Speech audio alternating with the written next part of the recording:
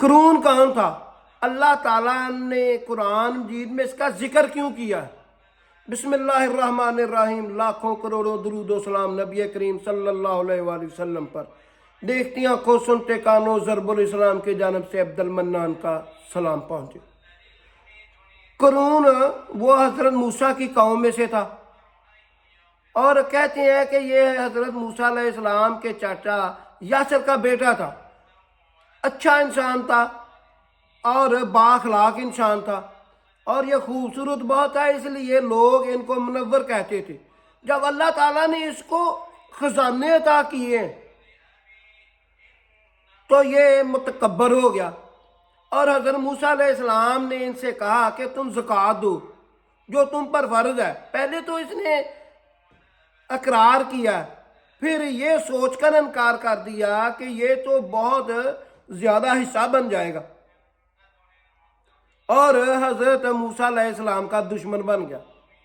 پھر اس نے ایک عورت کو مادہ کیا اور اس کو پیسے دے کر کہ تم حضرت موسیٰ علیہ السلام پر زنا کا الزام لگا دو۔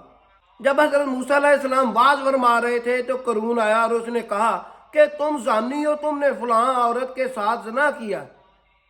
تو اس عورت کو بلایا گیا، تو حضرت موسیٰ علیہ السلام نے غصے سے اللہ کا واسطہ دے کر کہ اللہ تعالیٰ تم کو دیکھ رہا ہے، تم نے یہ بات ٹھیک بتانی ہے، تو اس نے کہا کہ مجھے قرون نے پیسے دے کر تم پر الزام لگانے کے لیے بھیجا۔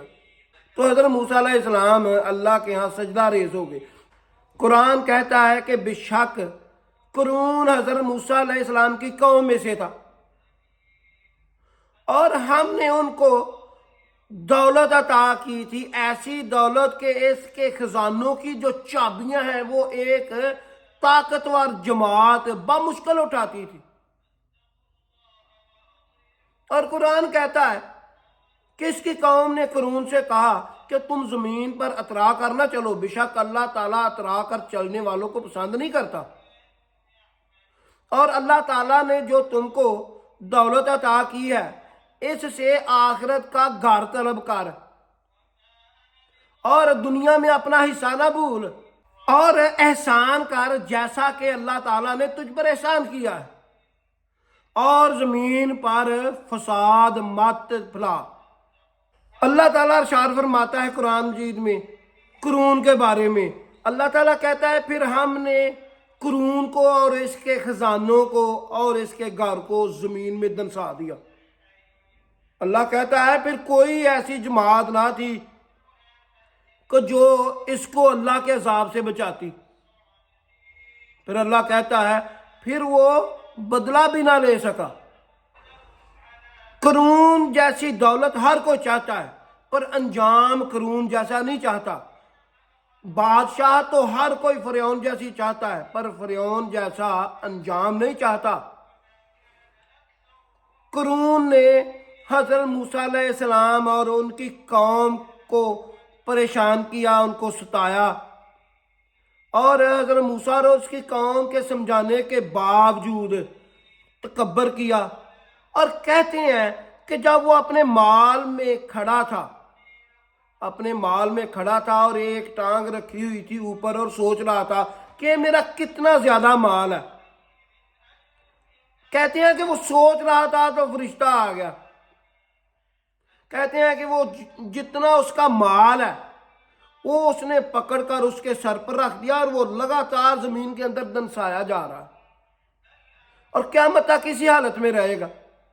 اللہ تعالیٰ آگے قرون کے بارے میں قرآن مجید میں کیا ارشاد فرماتا ہے؟ اللہ تعالیٰ کہتا ہے جب قرون اپنی قوم کے سامنے پوری شان و شوکت کے ساتھ نکلا، اور اس کو اور اس کی دولت کو دیکھ کر اس کی قوم حسرت کرنے لگی کہ کاش اس جیسی بھی دولت ہم کو بھی نصیب ہوتی ہے تو بہت خوش نصیب ہے۔